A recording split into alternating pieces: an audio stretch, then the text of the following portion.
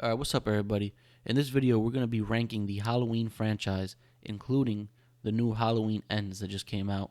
So first off, I just want to say this is my opinion. Doesn't mean it's an absolute fact or anything like that. Just want to rank what I think are the best movies in this franchise from worst to best. So without further ado, let's get started. At number 13, we have Halloween Resurrection. Now, Halloween Resurrection is just a disaster. Just a terrible movie. I hate it. Don't even get me started with Busta Rhymes and his kung fu, just kicking Michael Myers' ass, making Michael Myers look like a punk. Like, whose idea was this terrible movie? Don't really want to talk too much about it. The death of Laurie Strode in the beginning, that was stupid. And just the whole concept of the movie seemed like it was meant to be another movie, and they just, turned it into a Halloween film. So that's number 13. That's the worst. Bottom of the list for me, Halloween Resurrection. All right, at number 12, we have Halloween 5. And now this movie has, without a doubt, the worst mask in the entire franchise, in my opinion. I mean, it just looks horrible. It's not even tucked into his jumpsuit. It looks like it's not even fitting on his face. And I'm not a big fan of the portrayal of Michael Myers in this. Another thing is, this movie is just boring. Not much tension. The atmosphere is, it's just nothing scary, nothing, unsettling about this movie. There are a couple of cool kills in this, I will admit. I do like some of the kills. Tina is an absolutely unbearable character. Don't know what they were thinking, making her have so much screen time.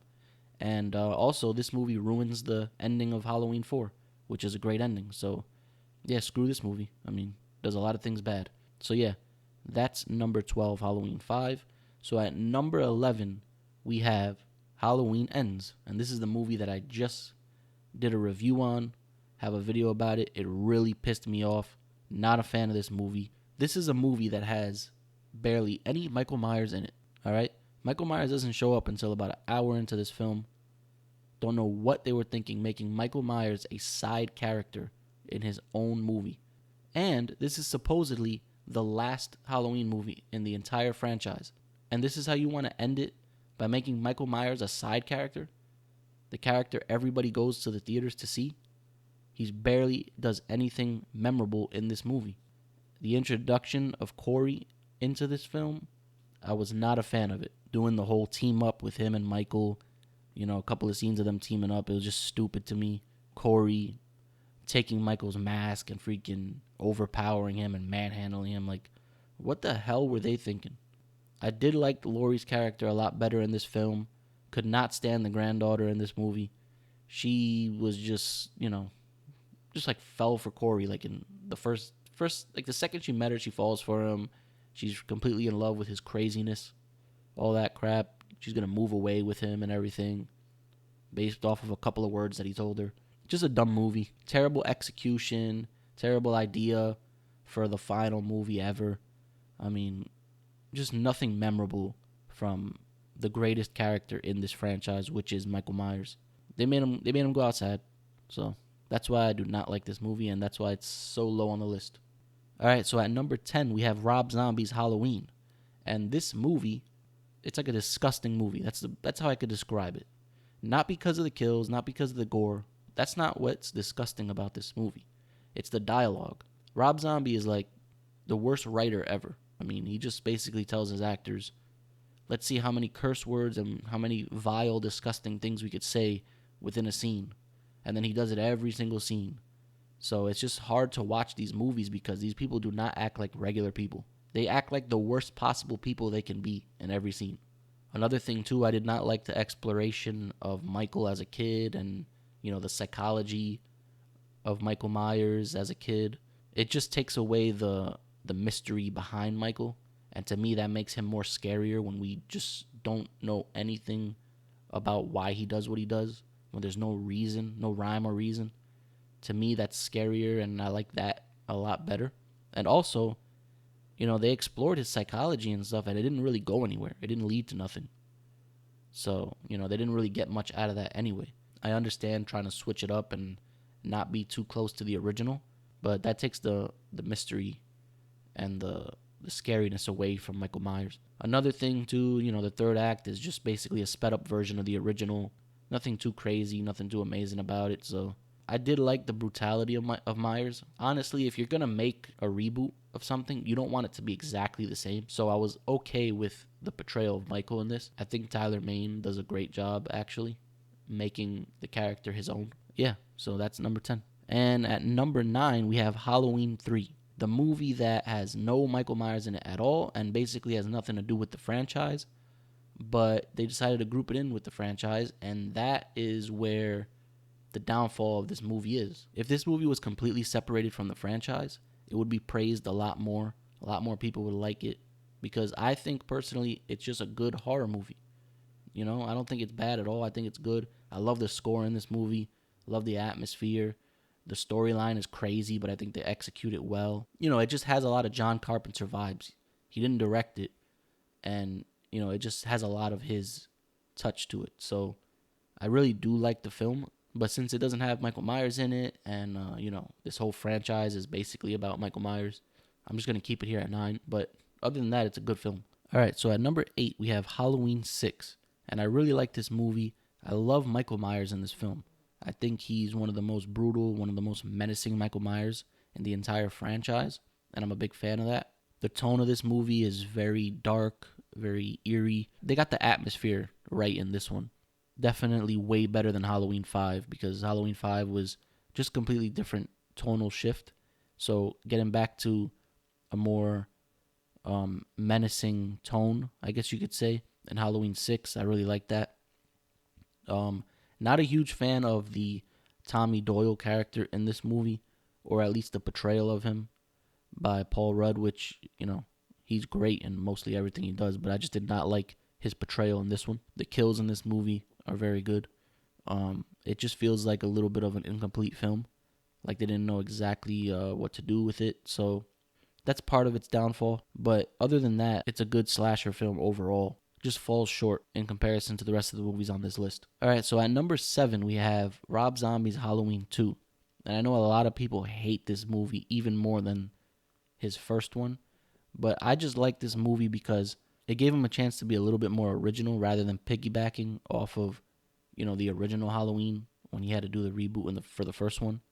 So I feel like this one, it's a little more original. I really like the hospital scene in the beginning. Unfortunately, it's a dream, but to me, that doesn't ruin the fact that the scene's like, it doesn't ruin the scene for me just because it's a dream.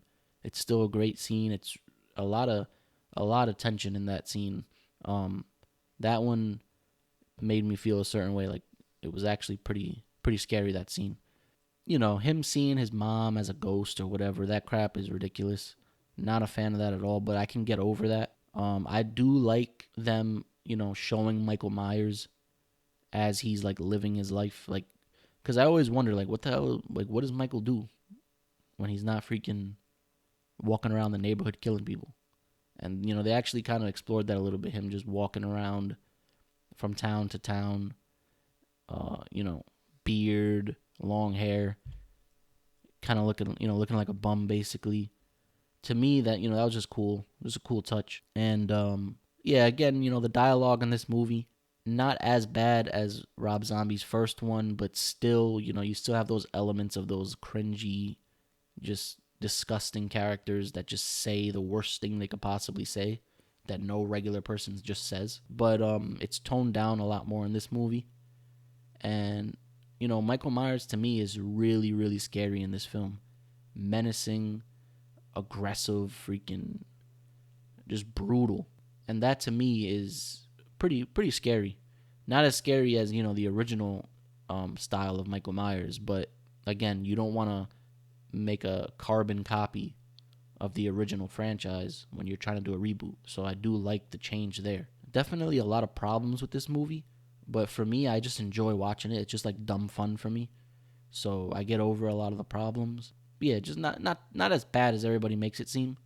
Definitely not great though. So that's number 7. At number 6, we have Halloween Kills. And Halloween Kills to me is sort of like the Rob Zombie films in the sense of like it's just dumb fun because of all the kills in it that are, you know, pretty cool and brutal, but just a notch better because the performance of Michael Myers is absolutely flawless to me. I just think James Jude Courtney is absolutely amazing as Michael Myers. top notch, like really, really close to Nick Castle. All the kills in this are great. The amount of kills is insane. It's like this was like the closest to me to like more of like a Friday the 13th type of film where, those Friday the 13th films are like B movies that are just all about the killing. Nothing, specials happening in the movie. It's meant for people to get killed.